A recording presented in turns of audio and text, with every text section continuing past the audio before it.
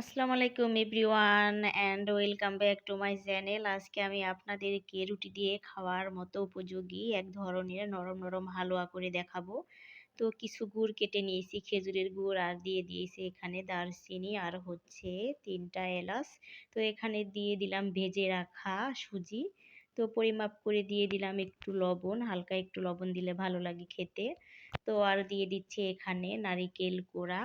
তো নারকেল কোড়াটা ডিপে ছিল তাই এরকম দেখাচ্ছে। তো দিয়ে দিচ্ছি জাল করে নেওয়া দুধ।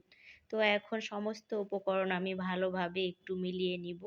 তো এইভাবে সুজি দিয়ে হালুয়া রান্না করলে খুবই ভালো লাগে, কোনো ধরনের দানাদার ভাব থাকবে না। তো প্রথমে এরকম মিলিয়ে নিতে হয়। তো এখন আমি চুলায় দিয়ে দিলাম।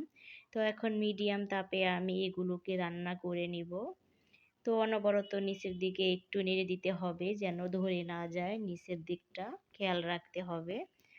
তো খুব সুন্দর একটা ফ্লেভার বের হয়েছে যেহেতু এটা খেজুরের গুড় দিয়ে করা। তো আপনারা বাসায় ট্রাই করতে পারেন এভাবে। তো এটা চিনি দিয়েও করা যাবে, কোনো সমস্যা নেই। এই তো দেখতে পাচ্ছেন আমাদের হালুয়াটা প্রায় হয়ে গিয়েছে।